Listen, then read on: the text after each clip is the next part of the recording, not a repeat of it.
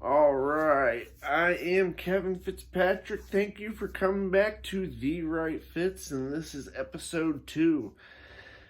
Please like and subscribe, you guys. It really helps me out. I'm trying to make this my full-time job, I'm trying to transition from the 9-to-5 world, man. The worst world in the world. You guys know what I mean. So, this is episode 2, and so what I want to talk about today is the ongoing conflict in the Middle East, the newest conflict in the Middle East, right? Israel-Palestine. We've all heard about it. It's on the news way too much, that's really all they talk about. It's a frustrating topic to talk about, and it's very hard to talk about because for a lot of reasons, you get called an anti-Semite. You guys, this is Henry, our little puckle pal. He's going to join the podcast sometimes.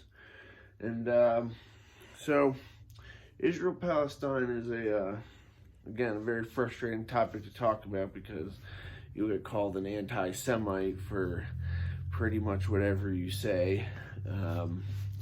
But we're not afraid of that here. It's okay.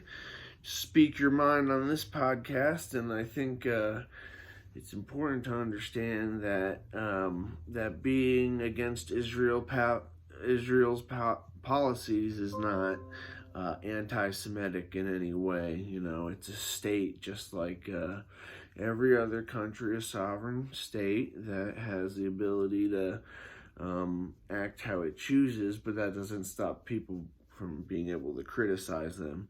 And just to label them anti-Semites is not helpful, and doesn't further the discussion, and that's what people will call you, right? If they don't like, a lot of people who are pro-Israeli, they use anti-Semitism as a cop-out a lot of the time.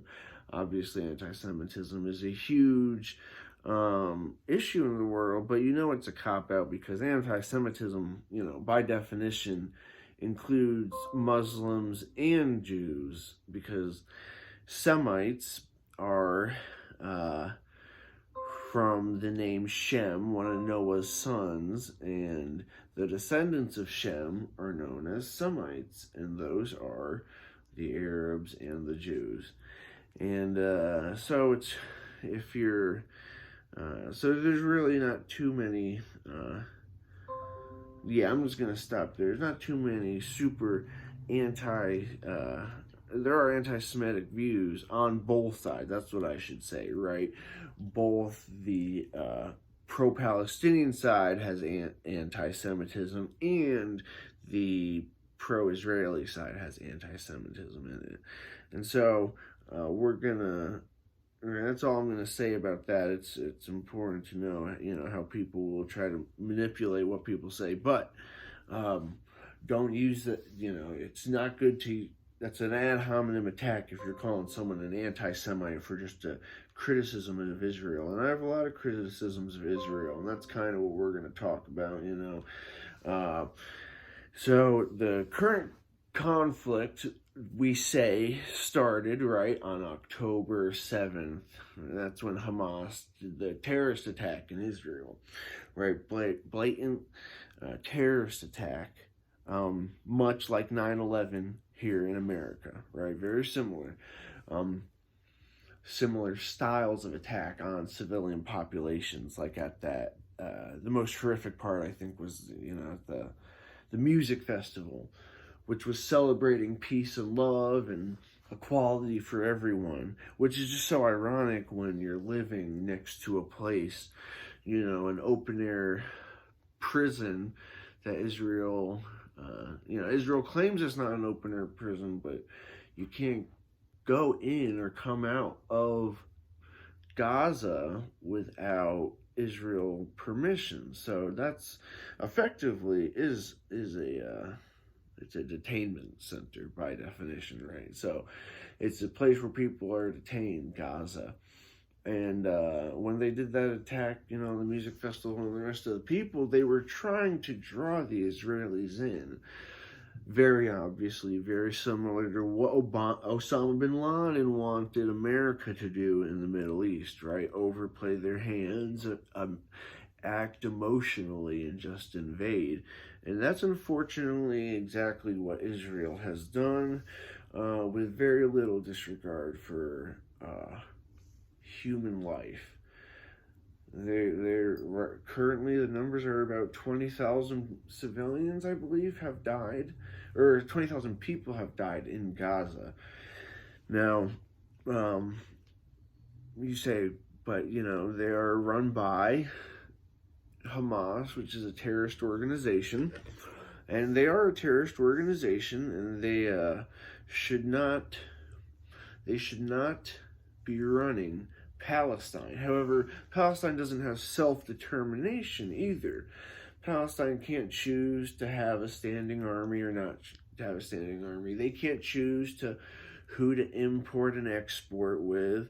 That's all determined by the Israelis. So the Palestinians don't have free determination, and that's really what this issue gets to, which a lot on the people on the pro-Israeli side don't like me talking about this, and they'll always try to tell people to stop calling it, an occupation of Gaza, or they'll say we don't occupy Gaza, but they have a siege on Gaza, so they control everything that comes in and out. And then they say, yes, but they're controlled by a terrorist organization, so we have to do this. And then you say, well, what about the West Bank? The West Bank, that's the other part. Palestine's made up of Gaza, and Palestine's made up of the West Bank. Those are the two places. Because it's been broken down and cut apart over time, something that Chomsky calls cantonization, which is Israel essentially building roads through the Palestinian territories, especially in the West Bank, and breaking them down into smaller portions. And we've all heard about the settlements that the Israelis have in the West Bank too. Those are the West Bank is not run by Hamas, and yet they still do that there. So there's little consistency on the Israeli side, at least as far as the lengths they're willing to go, what they actually want. The Likud party, which is the party in power in Israel, has explicitly stated they don't want a two-state solution. So the natural question is, what type of solution do you want, right? And they definitely don't want a one-state solution where the Palestinians are given freedoms like Israelis are. And I'm right. I would consider myself more or less anti-Zionist because I do not believe in theocratic states. So I'm against any Muslim state. I'm against any Christian state. I'm against any religious state inherently. And so if a country is defined by being on just these religious people, that's where I think countries are being anti-democratic. So I would not describe Israel as a democracy, simply, almost by definition, because they are the state of the Jews. That would be, if people claim that it's not the state of the Jews and that anybody can live there, they accept all people at the same rates and don't look at their religion, then it would be okay. That would be democratic. They have more democratic principles than a lot of other countries. Functionally, if you are a citizen, however, to become a citizen, you essentially have to be Jewish, from what I understand. And that would not be a democratic way to run a country, I believe. And so, but the same thing with Iran, same thing with Saudi Arabia. Those are two countries with much worse human rights towards their own civilians, human rights records towards their own civilians. And I would definitely be against those countries as well. Just like, I would say the Church of England should not be the stated Church of England. I believe that's wrong as well. Obviously, I don't think the Church of England does as much. Well, I don't want to get into that. I'm sure the Church of England has plenty of blood on their name. But, yeah, so this conflict is drawn up in this way nowadays, right? It's Israel versus Hamas. It's Israel versus Palestine, and that's kind of a misnomer in that the Palestinians don't have an army, right? There's a terrorist network amongst them that essentially functions in the tunnels underneath Palestine, and that's how they sneak in their weapons and everything. Now, these the people of Palestine don't actually functionally have an army, though, so it's not really a war in the colloquial sense. It's more of bombardment from one side on another, and the Palestinians essentially being told, you have to move here, you're going to get bombed. You have to move here, you're going to get bombed. And the thing that frustrates me is in America, especially, because America holds a lot of the keys to power in this, right? America has enabled Israel this whole time to do what they want. And this is always a conflict in American politics, right? What about Israel? And you see to this day, you see how much influence money has in Congress today, because the congressmen of our country are more dedicated to the people of Israel than they are to their own constituents, which, support Israel or not, that's an issue in and of itself. Congressmen put in another country, above their own. They're happy to ship this money abroad, but no money can go to Maui, right? We're not rebuilding the homes for Maui. And notice how they don't talk about that on the news anymore, because that's not really in anybody's best interest, except for the people of Maui, which a lot of them aren't wealthy, so there's no attention served toward them. And you see how this issue is dealt with in the media. Israel Palestine, Israel has gotten, if Russia did half the stuff Israel is doing to Palestine that Russia was doing to Ukraine, oh my gosh, I think we would have probably been in World War III right now, honestly. But because Israel's doing it, we have their back. They're our ally. Very much what Saudi Arabia is doing in Yemen, right? Saudi Arabia is completely obliterating Yemen, and that's done with American backing, with American bombs, and American intelligence. And we're okay with that. It's just all self-serving. It's all our government's corrupt, man. Our government's one of the most corrupt governments on the earth. We are completely sold out and bought by these other countries. AIPAC has so much influence in America. They essentially can buy elections straight up. And a lot of lobbyists have these abilities.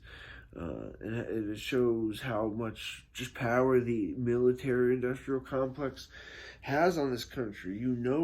The military-industrial complex, Lockheed Martin, Northrop Grumman, Boeing, these countries want us to be in war in the Middle East. They want us to be selling weapons to these people. They want us to, you see how, we wanted to fund Ukraine all this much. They were all about that. We gave billions and billions of dollars to Ukraine, and now we need to give billions and millions of dollars to Israel now, because for whatever reason, the 2 million people in Palestine are such a threat to the Israeli existence. This is what they say. They say that the 2 million people and whatever percent, the 2 million poor Palestinians that have had a siege on them for decades now, they believe the Israeli government will say, they don't actually believe this, undoubtedly, but they'll say